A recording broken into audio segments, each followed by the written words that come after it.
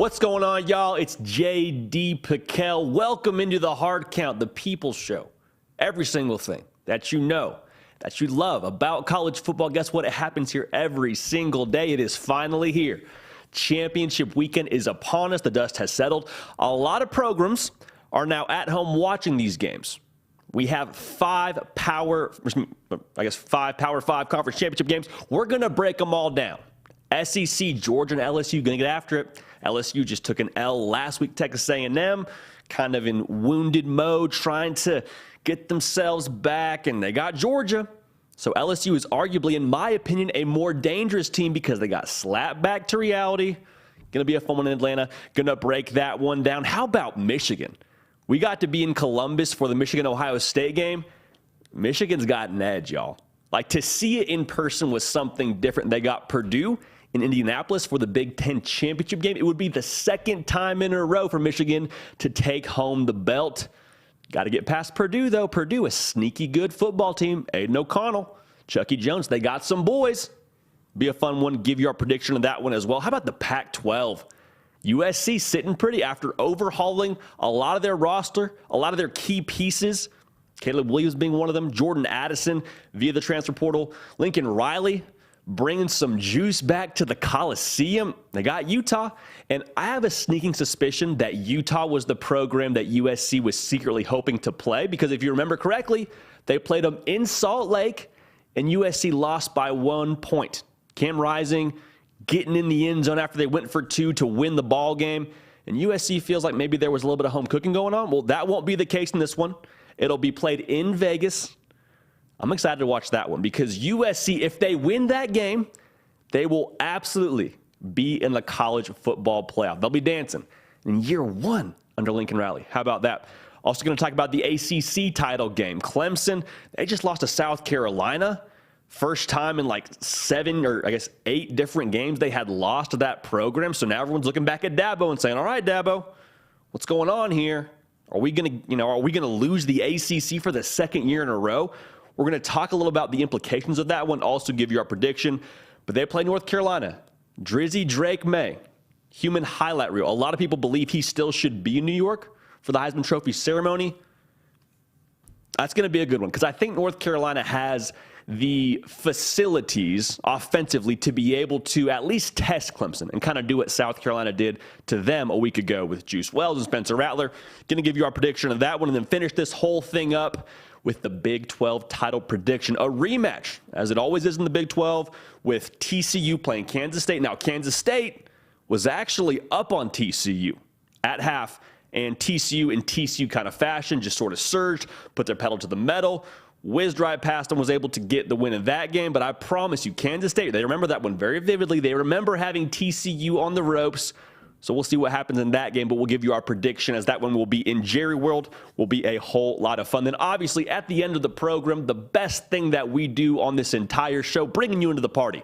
We got my man Jack Terry on the ones and twos. Nick Brake on the IR. Nick Brake, get well soon, my man. Going to make sure we get to your questions. So get those in as quickly as possible. Once you send those in the live chat, we're going to start churning, all right? So we're going to make sure that we can answer those most effectively. But if you get them in earlier, that helps us help you. You feel me? All right, the People Show. Also, quick note, we're on podcast. So wherever you get them, whether you're on Apple or Spotify, the Hard Count is there for you.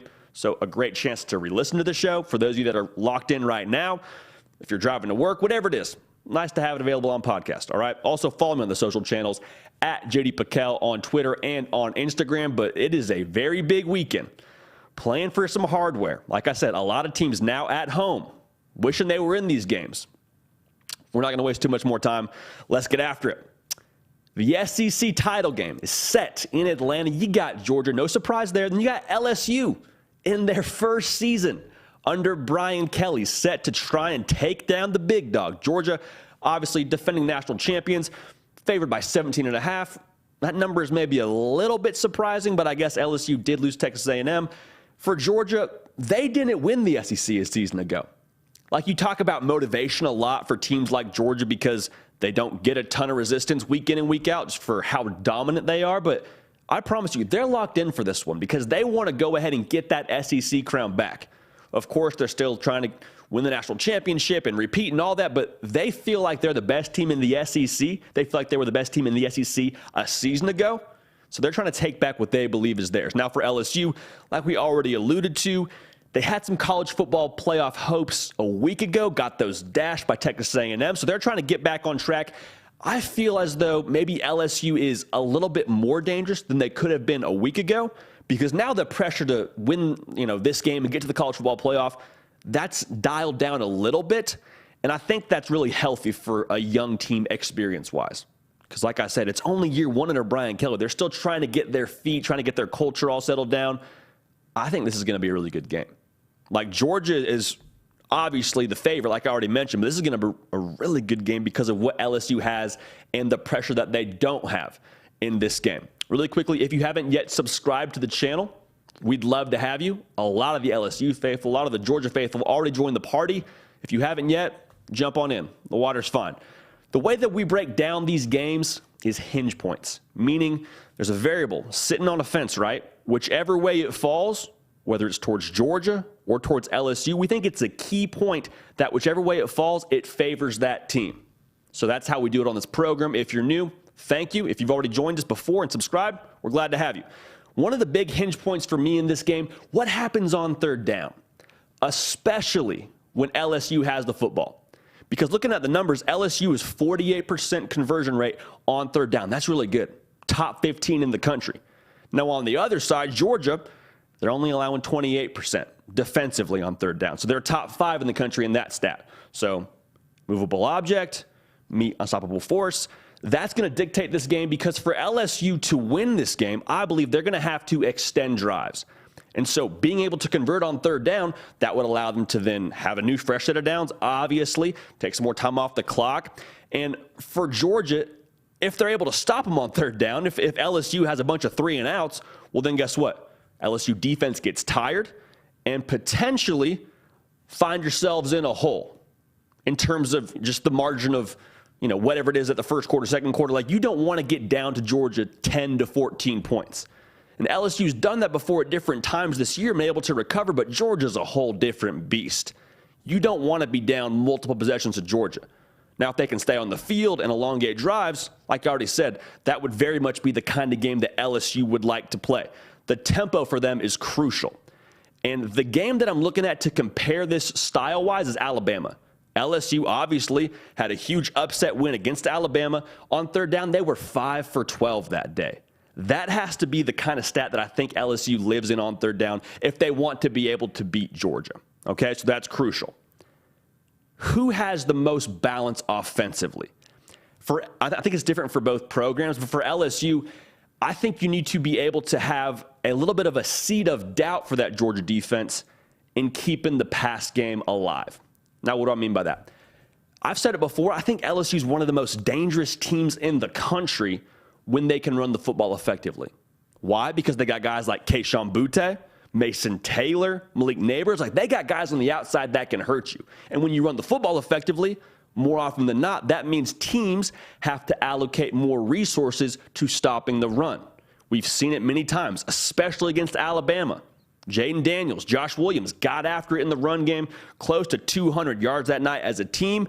As a result, you had some really key passes connect. So going back to kind of planting that seed of doubt, if you can connect on a couple of pass plays, it doesn't need to be a 300-yard game for Jaden Daniels. It's not his game, not the game that LSU needs to play. But if they can connect on a couple of those, and just to keep that box honest and not have Georgia overload it, that would be favoring LSU. Now, for Georgia, I think the conversation there is the balance is crucial for setting up a manageable down and distance. Because LSU, when they've been able to be successful defensively especially, they've been able to force high-volume pass attempts. Look at the games that they beat top 10 teams in, Ole Miss and Alabama. Ole Miss, they're a running football team. They run it close to as much as an academy. I mean, they're like top 4 in the country in terms of how much they run the football. That game, though, they forced long third downs, obvious passing situations where Ole Miss had to throw the football. Jackson Dart threw it like 34 times that game. Same thing for Alabama. They weren't able to really get it going too much on the ground as much as they needed to and had a lot of longer third downs, and Bryce Young had like 50 attempts. So I'm not saying you're winning the game if that's the style of play that Georgia has to play, because they've thrown it like 35 times a game early in the year, starting to balance out a little bit more now. But if you can force them to have a higher volume attempt, that helps you. Because if Georgia can just hand the ball to Kenny McIntosh, hand the ball to Dejan Edwards, and just pick up 4 yards, 5 yards, 6 yards, that chips away your defense. That is hard to do in the first half, but especially in that third and fourth quarter, that wears on a defense. As good as LSU is, I worry about them playing that kind of style of game. So if you can win on first and second down and be able to create those longer third downs and force it to be, okay, Stetson Bennett, again, the same narrative around Stetson Bennett. Stetson Bennett, can you beat us? That would be the way that you want to play if you're LSU. Now, I'm not saying it's going to work. I'm just saying that's the kind of reality that needs to be available for LSU. So here's the bottom line. I view this game very much as a boxing match. What's the score at half? What's the score a few rounds into this thing? Because for LSU, I think this game is very similar to how I viewed Ohio State, Michigan a week ago. Because remember, the whole conversation was, hey, can Ohio State at half at least, or excuse me, I'll rephrase that. The whole conversation was, can Ohio State stop Michigan's run game? And Ohio State did that. However, Michigan threw a bunch of haymakers in the pass game, and at half, they were very much, in it. They were ahead a little bit of Ohio State and had run for like 1 yard. For LSU, I think they need to kind of follow that blueprint that Michigan did. Can they throw some haymakers early? Because guess what? The second half from Georgia, it's going to be brutal. I mean, Georgia's one of the best second half teams in the country. Listen to this. Allowing 7 points a second half. So only a touchdown is what you're getting in the second half against Georgia. In terms of what they're scoring offensively, 19 points a second half. So they're going to get close to 3 touchdowns in the second half, meaning for LSU, you have to be able to do some damage early on. Can you land some early shots? Can you throw a couple punches and make Georgia off balance? That would be the world you would want to live in for LSU. So here's our prediction for this game. I think we see a really strong showing from LSU. We talked a lot last weekend about how LSU, does it disvalidate what they did in 2022 after they lost Texas A&M? No. Just a young team trying to find their footing, trying to get consistent. I think they rise to the occasion this game and play really, really solid. However, I think Georgia's extra focused. I think Georgia takes this game very personal, having not won the title a year ago. I think we see a second half surge from this program. I think it's close at half, but I think Georgia just continues to apply pressure. I think they lean on LSU. I think the team speed of this Georgia defense will make it hard in the second half for LSU to be able to create enough on the ground offensively. At the end of the day, I think Georgia ends up pulling away in this game and winning 34-20. So we're taking Georgia to win. We're taking LSU to cover in the SEC title game. So Georgia is your SEC champions. And I promise you, they want that one. I mean, Kirby Smart and company, if there is some messaging that's going around that building, it's, well, hey, we're not SEC champs. That's great. You can have the national title ring. Good for you. But you don't have the SEC belt. Go get it. Let's talk about Michigan and Purdue a little bit. We were at Michigan-Ohio State last week. Quick story. The last time I was in Columbus was for Ohio State-Oklahoma. Was in the stadium for that. And that was the exact same game where Baker Mayfield takes the Oklahoma flag, takes it to midfield, and plants it right on the O. And I mean, that was a clip that lived, it seems like forever on different highlight reels and social media. Like, that was a clip that got around. Well, fast forward the tape a little bit. I'm on the sideline, on the Michigan sideline actually, as the clock is starting to tick down. It's about to hit triple zeros. And I see a Michigan player go and grab a Michigan flag. And I immediately flash back to that time sitting in the student section watching Baker Mayfield run to midfield. Same thing is unfolding. And I'm like, oh my gosh, I am never going to be allowed back in Columbus after 2 for 2 on flag plants. So I don't think correlation is causation, but that was an unbelievable atmosphere to be a part of, an unbelievable moment to witness as they just planted the M right on the O. It was nuts. And it felt like a funeral, to be honest with you. Like, Ohio State's one of the best programs in the country. We'll talk about this more at a later date. But to lose to Michigan in the same kind of fashion in back-to-back years for them, That's unacceptable. Unacceptable, not the standard. And that's what they're going to talk about this offseason. Regardless of how the rest of this season goes, even if Ohio State somehow sneaks in the playoff, which is very possible, they're going to talk about how they lost to Michigan. Enough about Ohio State. Let's talk about Michigan, because they got a really big game for the Big Ten Championship against the Purdue Boilermakers. Now, Michigan favored by 16.5. Game is at 8 Eastern, obviously in Indianapolis. And for Michigan, you talk a lot with these less experienced teams because 2 new coordinators, 8 new starters on defense, voluntarily have a new quarterback. It's first year starting in the program. And you would imagine, hey, is the stage too big for them? Hey, they just beat Ohio State. Is this a letdown spot in the Big Ten title game? I don't think it is. Jim Harbaugh talks a lot about the happy mission. I think for Michigan, the happy mission just continues in this game. Looking to go back-to-back and winning the Big Ten title. And it's so funny because think about what we were saying about Michigan a few years ago. It was, hey, is Jim Harbaugh the right guy? Hey, how long does he have to fix it at Michigan? Oh, where's the team at? Even going into this offseason, where's the team's psyche at? Because Jim Harbaugh wanted the Vikings job. Well, they're sitting there undefeated, more than likely going to be in the college football playoff and have a chance to go back-to-back winning Big Ten titles. So we'll leave that there. For Purdue, though, nobody has given them a chance. Look at the number, 16.5. That is a very big spread, and nobody is thinking Purdue is going to do anything in this game. I promise you.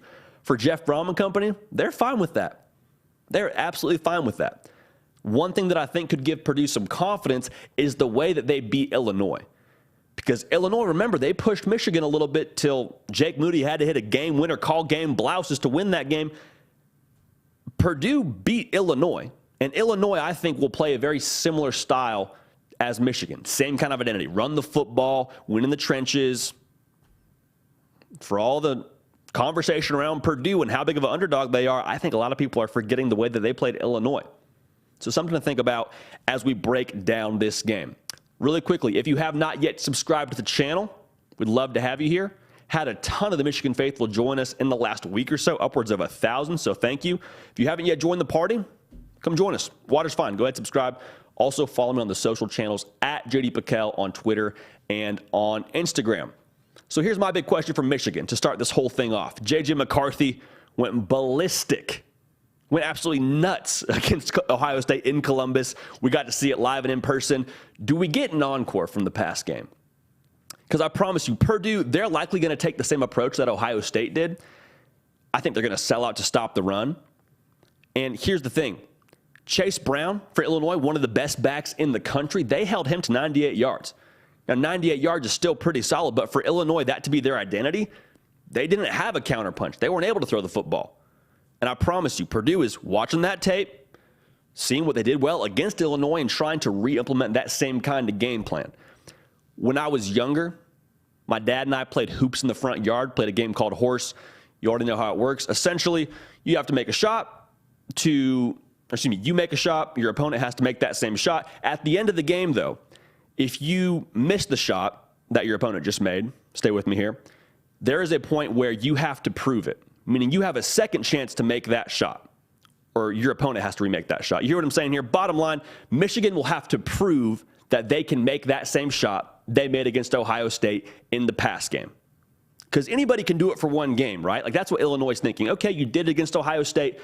They had some things defensively on the back end that were a little bit leaky. Cornelius Johnson spinning their DB like a top. Didn't necessarily have enough on the back end to be able to hang with them, and it just happened over and over again. Illinois saying, okay, if you beat us that way, that's fine, but we're going to make you prove that you can do it again. So for Michigan, if they can't do that, it might be similar to that Illinois game we saw for Purdue. Not to overemphasize the importance of this Illinois-Purdue game, but I'm just saying that's the kind of game that I think Purdue could win. Now, however, if J.J. McCarthy calls their bluff and goes nuts once again, this thing could get very ugly. But to reemphasize the entire point in this, I think it's a horse game. They're going to make Michigan prove that yet again they have the juice in the pass game. Now, it's a dangerous risk, but I think that's one that Purdue has to take. Because if you want to just try and play as balanced as possible, well, Michigan's too good in the run game. That offensive line is too ferocious in the trenches. You hope Blake Corum gets healthy, but if not, Donovan Edwards could go for 2 bills again. Like, that's the kind of game that you would just get absolutely demolished in. So you have to commit extra to the run game and say, J.J. McCarthy, Michigan pass game, Michigan receiving corps, prove it. Second thing I'm looking at, there's going to be a really good matchup between Purdue's Charlie Jones and the Michigan secondary. Now, Chucky Jones, he is very much so the identity of this Purdue pass game. Yes, Aiden O'Connell's a dog. They throw the ball 58% of the time, and a lot of them are going to Charlie Jones. 97 receptions on the year, 1,200 yards. When the ball is in the air, it's going to Charlie Jones. And so for Michigan, yes, they won the football game last week. Yes, they held them to like 23 points against Ohio State, a prolific passing offense. But at the exact same time, you look at that stat sheet, Michigan still allowed 2 receivers to go over 100 yards. Like, C.J. Stroud still threw for just a hair under 400 yards. Now, I will say this, I will concede this point. Ohio State and their receiving stable is superior to the one-man band of Chucky Jones. So I'm just saying, how much of an impact does Charlie Jones get to have on this game? Because in an upset like this would require, it's not so much about having all the matchups. It's about having one and just milking that and going back to the well again and again and again. So I think at some point in time, Michigan will have to have answers for Charlie Jones. But that matchup in itself, I think, will dictate a lot of this game. Because let's say they shut down Charlie Jones. Let's say they shut down the Purdue pass game, really starting and ending with Charlie Jones, in my opinion. I think it's game over. Like, if you take away Charlie Jones, you take away the identity of this Purdue offense, you're taking away their fastball. And I don't know that they have a curveball to go with it. I don't think they have a counterpunch on top of that to be able to beat Michigan. Because you're not running the ball in Michigan. Just kind of the way this thing works. They're top 5 in the country in terms of yards per carry allowed, right around 3. That defensive line is ferocious.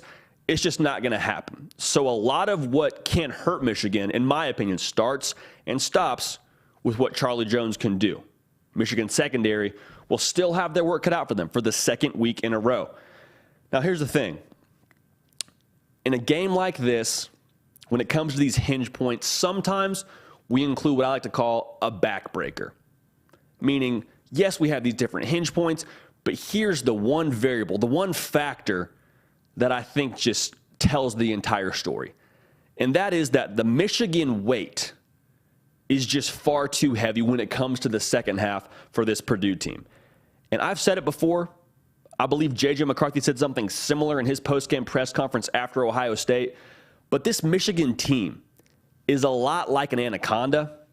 Like, in the first quarter, second quarter, it's feeling tight. Like, that anaconda is around you and it's starting to squeeze a little bit, but you still have some breath. You're keeping your back straight. You're trying to just outlast them. By the third and fourth quarter, guess what?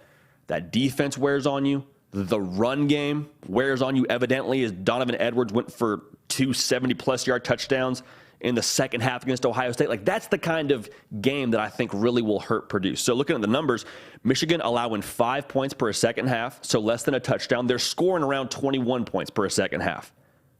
There's that weight. There's that weight that just wears on you and causes you to crumble. And then Purdue, to make matters worse, this is why it's a backbreaker, they're 71st in the country in terms of points per allowed in the second half, in 13. So Purdue, not a phenomenal second half defense, which tells me the stamina / the adjustments aren't there. And then pair that with what Michigan does best in the second half. They pride themselves on being a second half team.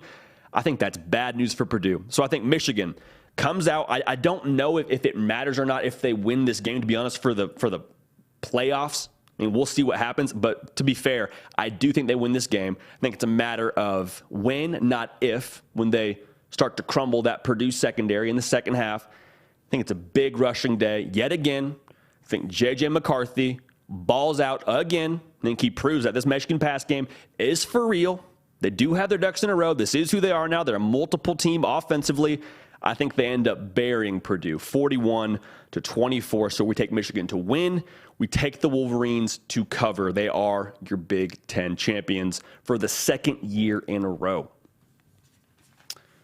How about Jim Harbaugh, man? Good for Jim Harbaugh. getting it done 2 years in a row after all the conversation about what he could do and what Michigan couldn't be, and his offensive philosophy and the quarterbacks. Like, everyone now has to just kind of turn the volume down and just watch what Michigan does, because they are one of the best teams in the country, and they're catching their stride in November. They're peaking at the exact right time. And that team, also want to say this, when the stage is the biggest and the brightest, that team seems to always come to play. There's never a moment that's too big for them. They have a confidence and an edge that at the very beginning of the year maybe was just like a fun soundbite. Okay, that's cool. Say the job's not finished when you beat Illinois or you beat, Michigan State. Not that they did, but that's sort of, the tone that was being set by them. But now you do it against Ohio State, have the same exact mantra, same exact confidence, same swag to you. I'm buying Michigan right now, folks. I'm buying Michigan. I think they're one of the top 2 teams in the country, and I don't think that's a surprise to anybody. So the transfer portal is about to get crazy, right? We talked about it already on this channel. Again, subscribe if you haven't. A team that really utilized the transfer portal, how about USC? 4-8 a season ago. Go and get the quarterback in Caleb Williams. Go and get the wide receiver in Jordan Addison. Go and get a lot of other pieces on the outside of Mario Williams. Travis Dye, when he was healthy, was phenomenal. I mean, they've got some dudes, a lot of them via the portal. And they've been able to utilize that and be extremely successful and only have 1 loss on their record. Well, guess who that 1 loss is to? The Utah Utes. And guess who they drew in the Pac-12 title game? Utah. This is going to be a fun one to break down. Let's do it right here. All right. USC playing for the Pac-12 championship, favored by 3 points against guess who? Utah. The only team they have 1 loss to. Now, that loss came at Utah by 1 point. A lot of the USC fans were not crazy about some of the officiating that went down in that game, so no need to worry about that here. Be a neutral site. This game will be played fair and square. This is a Friday night game, so this will have all the attention of the entire country, and for USC, that's a big deal, not just because of the college football playoff. I mean, if they win this game, they're in the playoff. How about Caleb Williams? He's a guy that's very much so in Heisman candidacy. I would imagine he's the favorite for just about anybody and everybody that watches college football. The eyes of the country will yet again be on number 13 and the USC Trojans. And I think this is the kind of game where we could be seeing a Heisman moment. All right, so keep an eye on that. We'll talk about that in just a second. For Utah, though, they feel like they're still the top dog. Like, think about it. They beat Oregon twice last year to be the Pac-12 champion. And Utah's sitting there. They've heard all the talk about USC. And guess what? They're saying, we beat USC. We're still the Pac-12 champions. We're the top dog until you knock us off. So you got to prove it, USC. You got to prove that you are the superior program. And if you beat us in this game, so be it. But don't talk like you're the champion until you are the champion, is what I would imagine the tone is around that Utah program. Some hinge points for this game. The first time we saw this match ended up being kind of a shootout fashion. Both teams scored over 40. Cam Rising got in the end zone for a 2-point conversion and a gutsy kind of game from him. What kind of game is it this time around? Is it a wrestling match or is it a boxing match? I'll explain a little bit. For Utah, a wrestling match would favor their kind of style of play. And think about how a wrestling match goes. Sort of slow, physical, a battle of wills in the trenches, pushing back and forth. The physical will is really what wins this game. That's kind of how Utah plays. Averaging 5 yards a carry. They would like to slow this game down very much so than what it was last time they played and say, Caleb Williams, you're the best player in America, but guess what, my guy? Get a towel, get some Gatorade, get comfortable, because you've got to watch a lot of this thing as we go on a 10-play drive, on a 12-play drive, hold the ball for 10 minutes at a time. Like, that's the kind of game that I think Utah would like to play. Now, it requires some stops on their end. It requires picking up third downs. It requires a lot of those, short yardage that they'll have to pick up. But that's the kind of game that Utah would like to play. Because USC, for all the talent they have, especially on the offensive side, the defense at times has had issues. Now, keep in mind, USC allowed 90 yards against Notre Dame.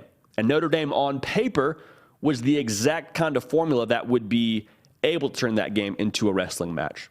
So USC's done it before. Can they do it again? Same kind of thing we talked about with J.J. McCarthy in the Michigan passing game. Can you do it a second time? Can you prove it? Utah's going to test them on that. Now, if it becomes a boxing match, that favors USC. Think about the style of a boxing match. Kind of high intensity, fast paced. You're trading haymakers, trading tags back and forth. That was what this was last time that USC played. And they feel very much so like they should have won that game. They feel like if they play that same style again, they can win this game. Again, they didn't love the officiating, but that's how USC plays. Haymaker after haymaker, offensive touchdown after offensive touchdown, high scoring. That would allow the strength of USC's team, again, the offense, Caleb Williams, that means they're having their impact on this game.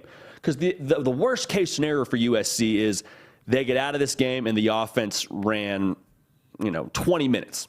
Like 20 minutes time possession would be the worst case scenario for USC. Because your best player didn't get to have his say on how things went in this game. So the defense has got to hold up their end of the bargain, but USC wants to be able to just kind of go pound for pound, mano a mano, may the best man win. Let's play a fast-paced, high-scoring kind of game at a neutral site this time. So that's how that's going to look. Does the USC defense have an answer this time around for Dalton Kincaid? Now, some of you, I understand, don't frequently watch Utah football. Last time they played this game, a guy by the name of Dalton Kincaid, their tight end, went for like road to glory kind of numbers against them, quite frankly. Had 16 catches. That is not a typo. 16 catches, 234 yards and a touchdown. Folks, Utah only had 560 yards on the day. I say only in the sense of like, that's a pretty solid percentage. Darn near half of what Utah did offensively was through Dalton Kincaid. So on paper, you're saying, okay, if we're USC, if you take away Dalton Kincaid, that means Utah has to figure out some other plan of attack offensively. And Dalton Kincaid is really what hurts you. So if you can take him away, you probably can force Utah to have to score points the slow way. Meaning if they do score, maybe it's running the football. Maybe it's a little more of the intermediate game. It's not so much, okay, we're throwing it to our guy and he's getting whatever he wants. Like I said, 16 catches. If you can minimize that, I think the pace that Utah can play at gets slowed down significantly. Now, if you can't take him away, the whole conversation around the boxing match versus the wrestling match, like, I don't know if that matters quite as much. Because if that's the case, Dalton Kincaid's getting his, Utah's probably scoring right with you, and your edge that you had offensively gets minimized a little bit. Okay, because like I said, they scored, I think it was 43 last time to win the thing. So you got to take away Dalton Kincaid. Like, that's kind of the way this thing is going to work. If I'm USC, they played a lot of man, they played a lot of zone. I would bracket Dalton Kincaid, meaning you have one guy over the top, you have one guy underneath. The zone coverage didn't work last time because he would just kind of sit and find the soft spot, turn around, after he caught it, get 3-4 yards, the big dude got to tackle him. The man coverage didn't work because he's just a matchup problem. He's too fast for linebackers, he's too big for DBs. It's just not a good way to live if you're the defense. So have one guy over the top, one guy underneath. That would be my hope for the USC defense if I'm trying to slow him down. So here's my final hinge point. And we alluded to it a little bit at the beginning of this segment, but Caleb Williams needs to be the difference for USC. He played great last time against Utah. We need more this game. And he's steadily trended upwards in terms of his delivery for USC. He's always been the best player on the field for them, but I think the way he has propelled them in these last couple of games, especially against UCLA, they don't beat UCLA without the kind of effort Caleb Williams gave them. I think it's going to take something in that same vein to win this game. Because for Caleb Williams, this is the kind of game you came to USC for, brother. You came to play for a Pac-12 title and to have a chance to go make the college football playoff. Like, this is that kind of stage for him. This is that kind of moment. And so for 13, I'd love to see him take advantage of that. I'd love to see him play to his fullest potential. I think this is a potential Heisman moment for him. And think about the kind of style of play that Caleb Williams plays with. Dual threat, really special in space, hard to bring down, scrambles around like Johnny Manziel, has the arm angle thing that Patrick Mahomes has going. Like, that's kind of his freestyle out in the open kind of game that he plays. DTR is a similar version to that in terms of being a dual threat and scrambling, extending plays. Utah really struggled with DTR. I mean, UCLA went up and down the field on Utah because of that kind of style that Dorian Thompson-Robinson was playing with for UCLA. So all that's to say, it is all teed up. The table is set for Caleb Williams to take advantage. Now you got to cash in. Now you got to be who everybody expects you to be, who you expect yourself to be. Win this game, win the Pac-12 title, college football playoff berth. The Heisman Trophy is likely in your living room in a few short weeks.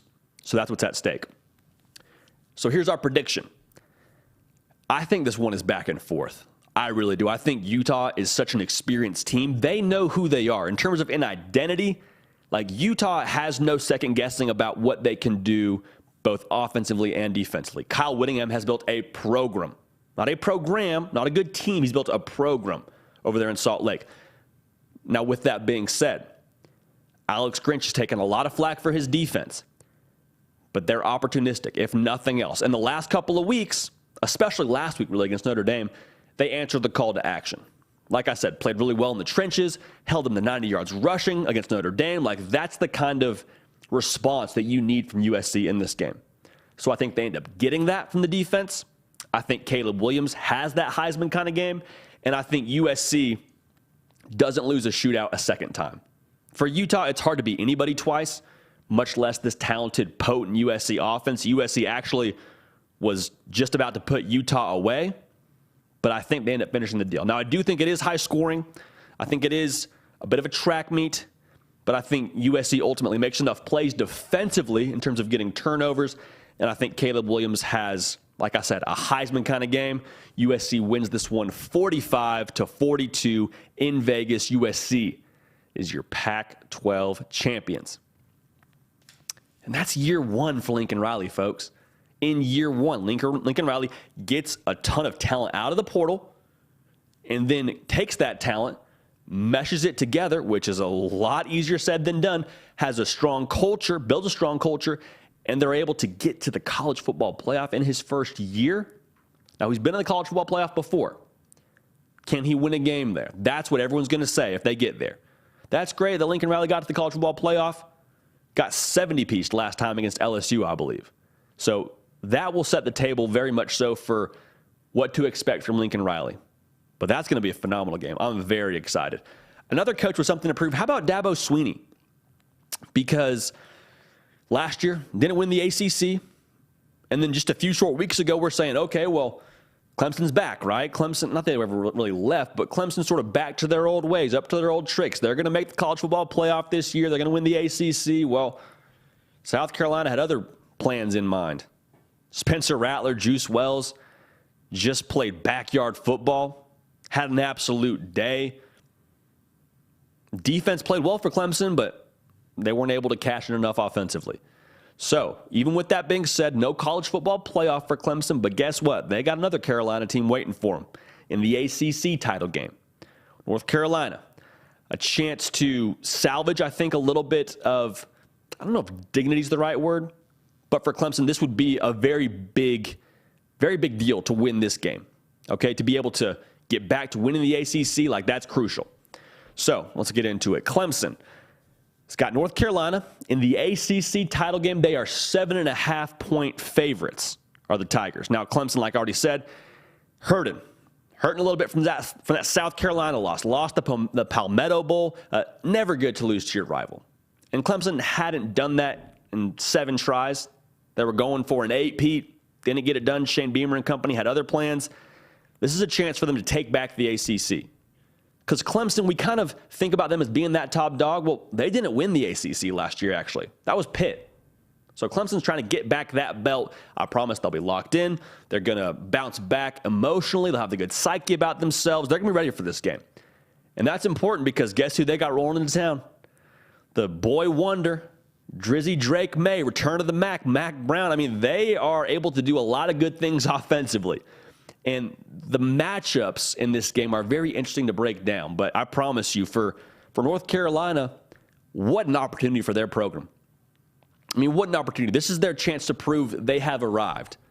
To slay the dragon, take down the big dog more or less in the ACC over the last few years. This would be a program-defining win to this point for the North Carolina Tar Heels. Be a whole lot of fun to break down.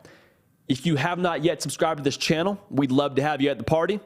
We do content every single day. We go live on Tuesday. We go live on Thursday, giving you predictions, giving you analysis. Like everything college football happens here on a daily basis. So we'd love to have you, all right? Make sure you also follow me on the social channels at JD Piquel on Twitter and on Instagram. The hinge points for this one. Can DJ Uiagalelei cash in? A lot of times we talk about Clemson. Can they do enough around DJ to be successful? Can they give him enough help? Well, last week, they gave him a lot of help. I mean, the defense, did they play their best game? No, they kind of got taken advantage of in the secondary. We'll talk about that. Only allowed 54 yards rushing. The defense really held their water as long as they could. When you say offensively, okay, well, what'd they do offensively? Well, they ran the ball for over 200 yards. Will Shipley is a monster. Phil Maffa is an absolute dog off the leash. Like, they got some guys on that offense. But DJ Uiagalelei threw for 99 yards. You can run for a lot of yards. That's great. When you don't have something to counter with, when you're not able to take advantage of those safeties creeping up and those linebackers getting nosy and trying to support the run, like if you can't make them pay on the back end for that, you got problems. And that was exactly what happened last week for Clemson. Ran for 237 yards. Now, at North Carolina, we're not very good against the run. Allowing 180 yards a game on the ground, 4.6 yards per carry. I don't need to elaborate too much on that. That's bad. And so Clemson, they're going to be able to take advantage of that. They're going to be able to run the football. I think it's going to be a very similar number. I would imagine they're somewhere in the range of 200 yards. Can you capitalize? Can you throw the haymaker when you got those safeties creeped up? That is going to be crucial. Because if they can't, you allow North Carolina to kind of hang in the game. Even more importantly, with those safeties creeping up, they can creep up because it doesn't matter. You're not going to be able to connect behind us, brother. That's kind of the game we're playing here. We can commit more resources to the run game because you can't make us pay in the pass game.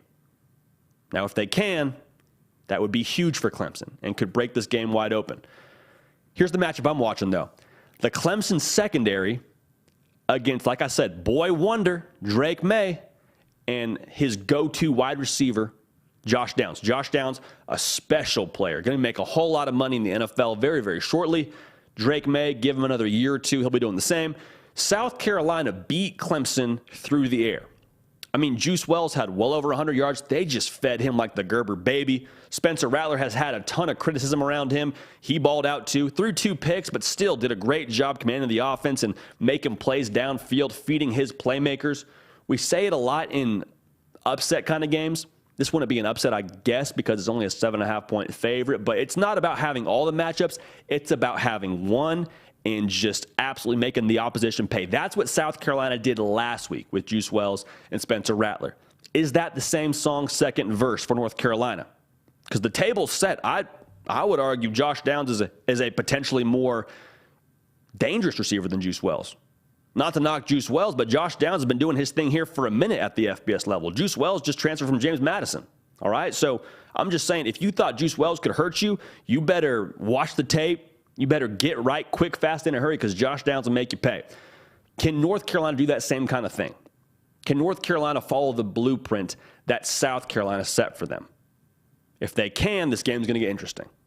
Now, if they can't, if that's not the kind of game that North Carolina is able to play, well, then guess what? The Clemson front seven, they get to control the game.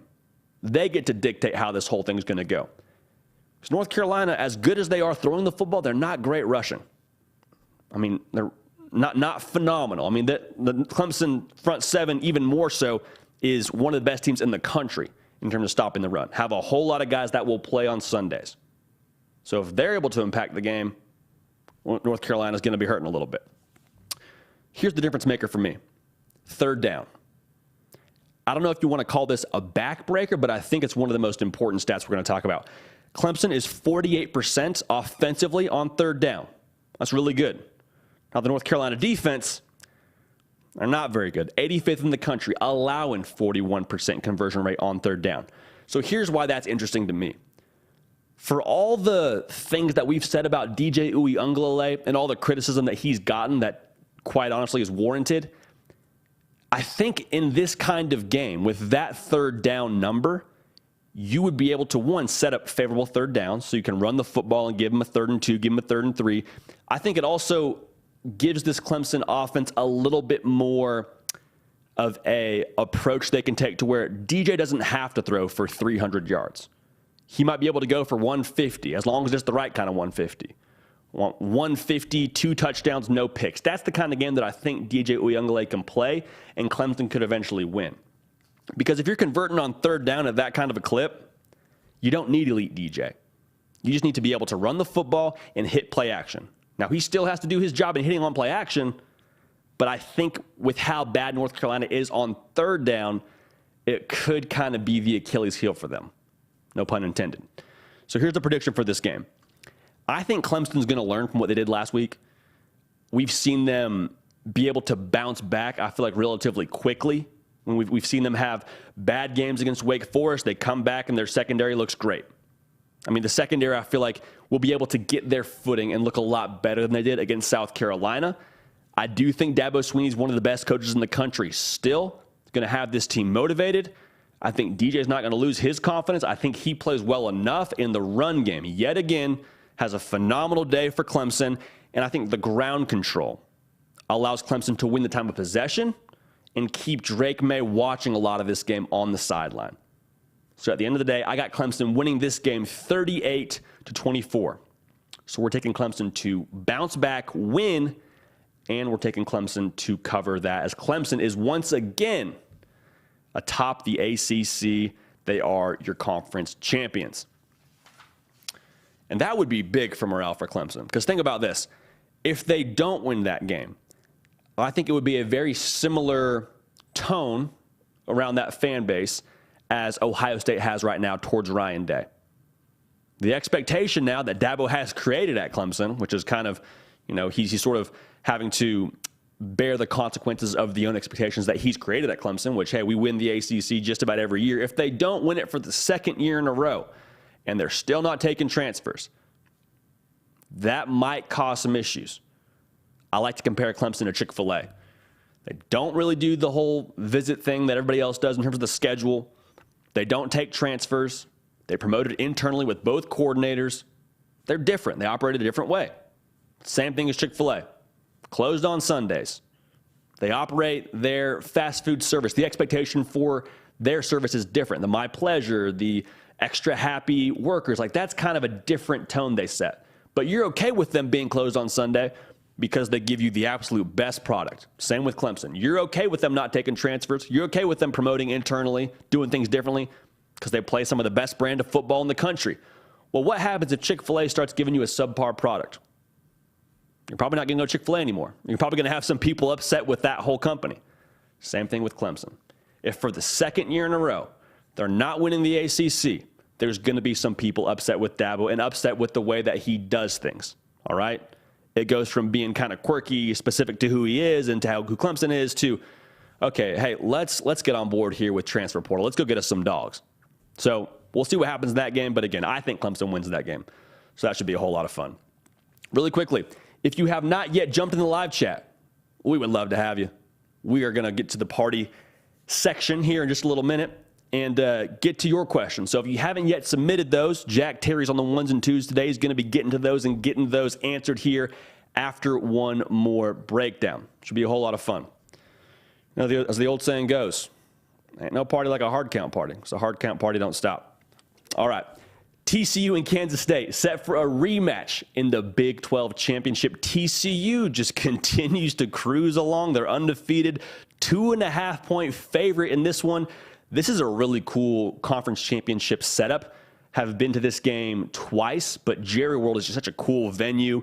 And typically it's, reserved for the NFL game, but to have it packed with college fans, it's special. It's a really cool atmosphere. Noon Eastern kick. I believe College Game Day is actually going to be there. You got Kirk Herbstreit on the call, got Chris Fowler on the call, Holly Rowe on the sidelines. Like, it is all teed up to be a really special kind of atmosphere in Jerry World. TCU, they may even be in the college football playoff with one loss. Now, if they lose that game, maybe things become a little bit more dicey, similar to what we said about Michigan. But I think, obviously, for Sonny Dykes and company, they would like to win this game. They would like to get some Big 12 jewelry, put the ring on the finger. And in their first year, to think about where they were when Sonny Dykes got there and to where they could be in winning this game, that would be huge. Now, TCU needed a comeback effort to beat Kansas State the last time they played, ended up winning that one 38-28. Kansas State, they feel like they should have won that game. They felt like they had TCU on the ropes and let them get away. So Kansas State is very excited to see TCU standing right there in their way for the Big 12 title. Now, the quarterback situation is a little bit interesting for Kansas State.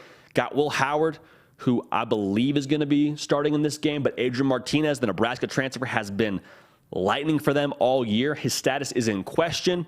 So if he can go, expect him to obviously contribute to some level, but I'm going to go ahead and predict this game as though Will Howard is going to be the starter. So we'll see what happens there.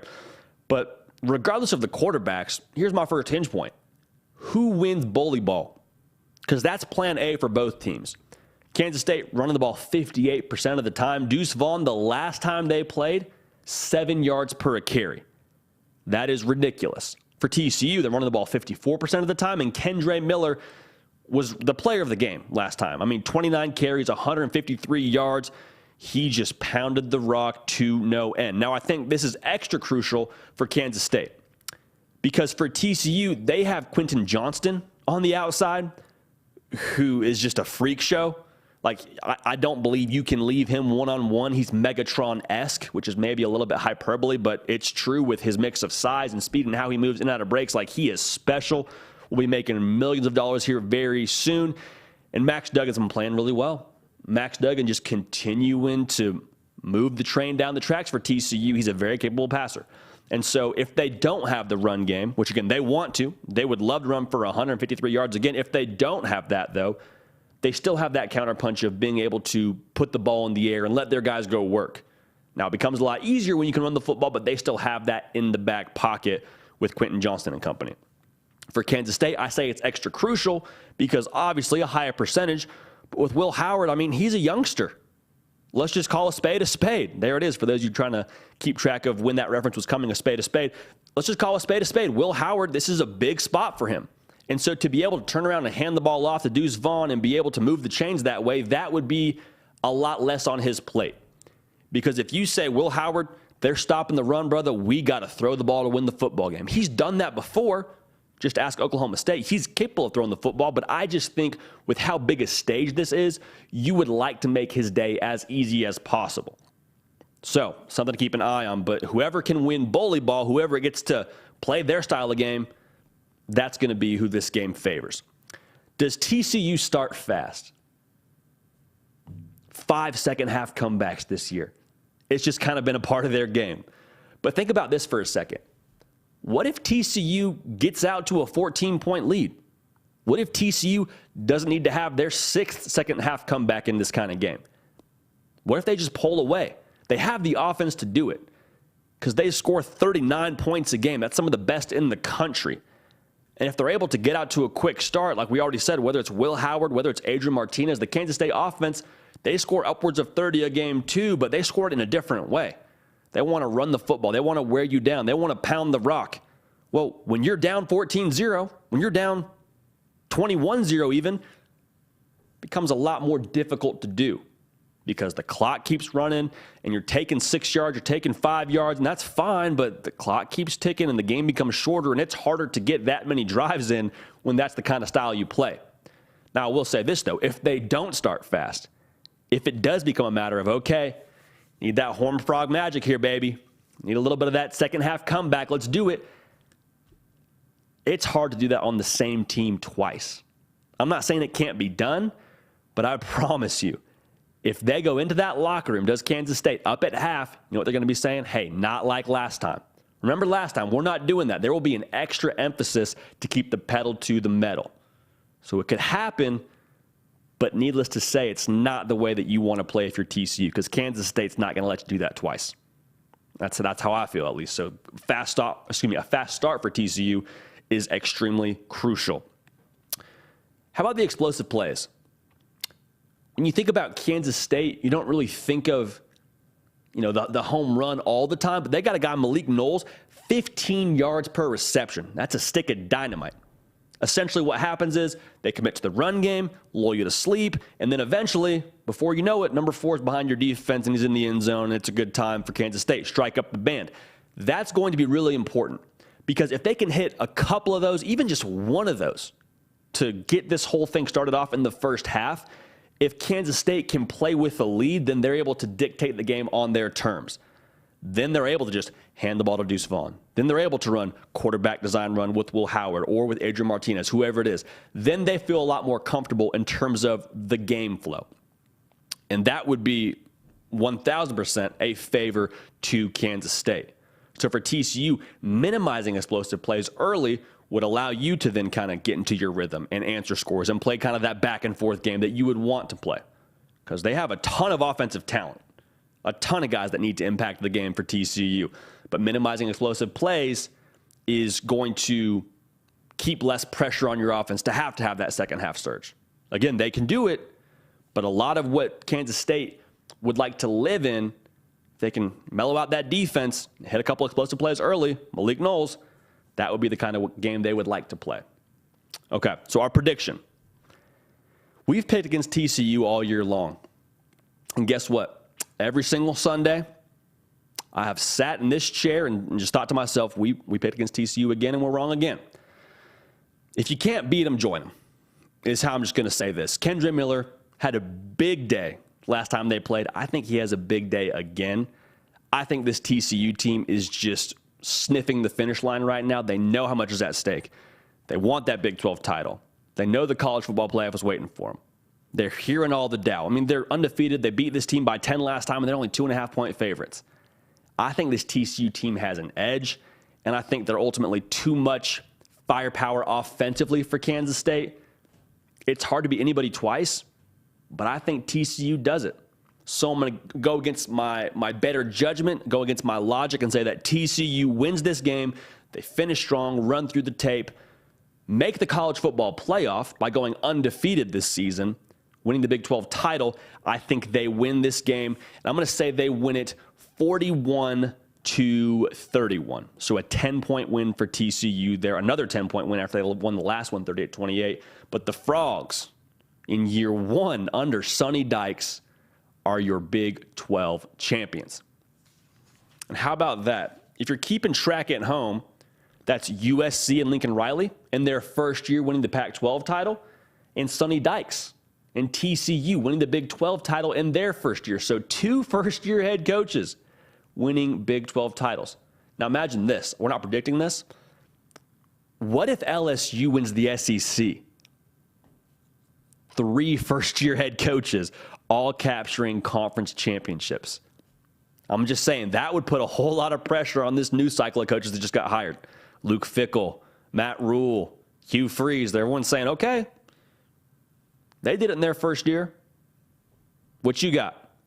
It's a whole lot of pressure to have on a first-year head coach, but they're just continuing to up goes the bar for first-year head coaches, but should be a whole lot of fun. Regardless, championship Saturday, about to get on and pop and should be a whole lot of fun. All right, the best thing we do on this entire program, welcoming in the voice right now behind the production of the Hard Count today, the man, the myth, the legend, Jack Terry. Jack, how we doing, brother? Glad to have your voice on the show. Doing good. Are you ready to get into it? Ready to get into it, man. What's the live chat saying? All right, the first question 10 minutes ago came from HHL316 Delta, and he asked, do you think Michigan could handle explosive offenses like TCU or USC? It's a great question. So what I would say to that is Ohio State was the second scoring offense in the country, maybe first, scoring like right around 49 points a game. They handled them, held them to 23 points. So to answer that question more directly, yes, I do believe. Now, Caleb Williams and Max Duggan would present a different element to Michigan that could be interesting, and that is a mobile quarterback. Both very elite runners, especially Caleb Williams. I would be fascinated to see that kind of matchup. And if chalk holds, you would have Michigan likely in that 2 spot, TCU in that 3 spot, and we would see a Max Duggan versus the Michigan defense in that first round of the playoffs. So to answer your question, I do believe they would be able to hang with them, but I'd be very fascinated to see how they address that kind of dual threat quarterback. So it should be a whole lot of fun. I hope we get that matchup, but to answer your question, yes, I think they could be able to handle that kind of offensive attack. Love it. Great question, though, from a little like a Star Wars droid, like C-3PO. HHL Delta. Appreciate you joining the program. 316 Delta. Love it, baby. All right, the next question comes from Tennessee faithful Nathan Crane. He wants to know, is Tennessee the real deal next year, even without Hendon Hooker? Ooh, that's a really good question. So I have two thoughts here. One, the Tennessee program is just that. They're a program. Like Hendon Hooker was so special this year, is very rightly so credited with a lot of their success. But I would also say this. What the Tennessee offense requires at quarterback is very similar to what we talk about with the Michigan offense. Hit the open shot. Like they put you in a bind structurally on the defense. They put your linebackers out over receivers and make your safety have to roll down to help the run. They put those receivers in position to just run by people. And more often than not, they do. Jalen Hyatt should be considered for the Blitnikoff Award this year. Brew McCoy, I believe, is coming back. Like, they're going to have those same weapons. And so for that reason, I think they will be able to still be really successful next year. Now, will they recreate the kind of magic they had this year? I don't know. But it's going to be year 3 under Josh Heupel. So I think a positive trend will kind of be the case for Tennessee. I don't know if they'll have a 10-win season like this year, but I still think Tennessee has a really good year. So are they for real? Yes. Will it be the same kind of year next year as it was this year? Remains to be seen. Hendon Hooker is a really special player, but Joe Milton, a lot of ability. We're going to withhold judgment on exactly what he's going to do next year. So we'll see. But I'm going to go ahead and say Tennessee's for real. Let's pause on the whole 10-win talk for next year until we get a little more information. Portal 2 will be crucial. I like it, Jack. What else we got, big dog? All right, Jamie Chadwick wants to know, assuming USC and Georgia hold up and they play each other in the first round, who do you like in that game? Can USC, sorry, I keep getting them mixed up, can they compete with... If we get USC and Georgia is the question? Yeah, USC and Georgia. USC and Georgia. I'll tell you what, we'll break it all down here. So if you want to know what our pick is for that, subscribe to the channel right now. Oh, gosh. It's so interesting because Caleb Williams is kind of that ace in the hole, right? Like we talked about it the very first week with Utah and Florida and just basically said, like, here's the deal. Utah's probably the better team, and I still feel that way today. I still feel like Utah is the better team, but Anthony Richardson on that Saturday night turned in just a special performance. Like he just kind of took over the ball game. And so I think it would require that kind of performance from Caleb Williams because Georgia's the better team in every single facet. Georgia will have just about every matchup. But if Caleb Williams has that kind of special night and just takes over, that's the one variability that I think could make that game a little bit interesting and potentially allow USC to win that game. So we're going to pick it when it gets here, if it gets here. But that's the early feel I have on it is Caleb Williams kind of holds that game in the palm of his hand. And it'll be a lot of fun. But I would love that. SEC versus the Pac-12. Listen, I lived in Southern California for a really long time. The Pac-12, everybody on the West Coast, they have a certain feeling towards the SEC. And they would love to draw Georgia and have a chance to prove themselves right.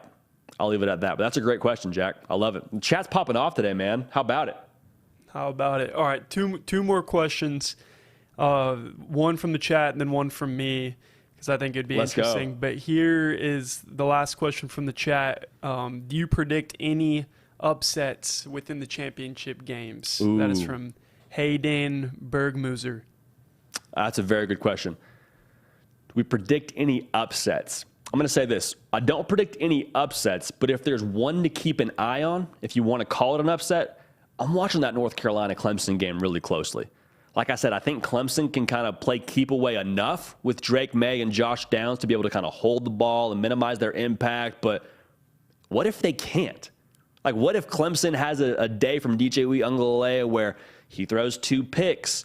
Maybe they cough the football up on special teams again. Like, if Clemson has their sort of butterfingers for the second week in a row, like we've seen them have at different times throughout the year, that would be the game that I'm watching most closely, saying, if I didn't watch the game and wake up on Sunday morning and check the scores, and you say North Carolina won that game by 10, I'd say, all right, well, how many turnovers does Clemson have? Like, that would kind of be the one that could be really, really interesting. So outright, we're not calling any upsets, but if there is a 1 through 10 feel on these kind of upsets, I'm putting Clemson, North Carolina right around, let's say 6.5 for North Carolina. But it's a great question. Jack, what's your question, man? All right, my question is, while we were going live 20 minutes ago, Hudson Card announced he plans to enter the transfer portal. And so I wanted to know off the top of your head, do you see anywhere he'd fit in? Ooh, that's a great question. Austin, okay. So yeah. That's a great question. Okay, well, Jack, appreciate you bringing that to the channel, to the show. That is big news. So my assumption would be Hudson Card, as a grad transfer, is moving on, seeking greener pastures, going to go play somewhere. Got a nice certificate then from the Macomb School of Business. Phenomenal feather in your cap to have the rest of your days, whether you play anywhere in college football, whether you hang them up right now. My first thought is, what about UCLA? I don't know if there's any ties there, but just in terms of style of play, DTR is going to move on to the pros. Hudson Card could come right in and play in that RPO kind of offense. Maybe goes and reinvents himself a little bit on the West Coast. I love that fit a lot because of his style of play with the dual threat and being able to have been in that RPO offense or a version of it under Steve Sarkisian. I think that would fit really, really well for him. So we'll see what happens, but how about it? Okay, Hudson Card jumping in the portal. It's portal season, Jack. Like, it is 1,000% portal season. Follow Transfer Portal on Instagram. I don't know the exact handle for that. Am I off base there, Jack? It's actually just at Transfer Portal. Boom. At Transfer Portal. Follow that on Instagram. All the breaking news that you're going to want to have, you find it there. Also, subscribe to the channel because of stuff like this. We're talking about Hudson Card in real time, jumping into the portal. Again, my early thought, UCLA makes a lot of sense, okay? So how about that? Hudson Card, and I'm imagining it must be as a grad transfer because the portal doesn't officially open for other players until, I believe it's December 5th. So it must be, is it intention, Jack, or is it he has officially entered the portal? It's plans right now, but I guess his name's probably about to pop up. Okay, cool. Good to know. How about it? Yeah, Hudson Card in the portal. Curious to see who will be in the running for him. He's also from Austin. I guess other Texas schools could be talked about. Maybe some of the Group of 5 schools like Houston or UTSA would also make sense. But that's a big one. That's a big fish in the portal now. Him and Cade McNamara are looking for greener pastures. I love it. We got anything else, Big Jack? No, I think that's it. Beautiful. Sounds phenomenal. Well, folks, we do this program twice a week. Now, you got content every single day, from shorter form videos, getting my thoughts on different things like Hudson Card jumping in the portal. Yesterday, Cade McNamara jumps in the portal. We say, awesome, sit down, give you our thoughts as quickly as possible. The People Show, right? Everything that you know and that you love about college football, we do it every single day. It's more than just every single day. Like, it's probably like 2 or 3 times a day. And that's because we love the sport, you love the sport, and the people is what makes this whole thing go. The NBA is great, the NFL is great, but college football is its own thing, man. It's our sport. It really is the people's sport, all right? So make sure you're locked in with us. Make sure you're subscribed. I'll give you a little secret. Our Tuesday shows usually are our highest traffic shows of our whole live operation. Now, Thursdays, come back. That live chat isn't quite popping as much. I don't know if it's the predictions. I don't know if it's SEO. But here's my challenge to our audience. Let's have the Thursday show outperform today's. We're going to talk about Michigan. We're going to talk about Georgia. We're going to talk about Tennessee. We're going to talk about transfer portal needs going forward. So here's what I want you to do. Hit the bell. Hit subscribe. And when we go live again next Thursday, 1 Central, 2 Eastern, come back and join us. We'll talk it up. We'll have a good time. We'll hit the live chat hard. And the party's going to keep rolling.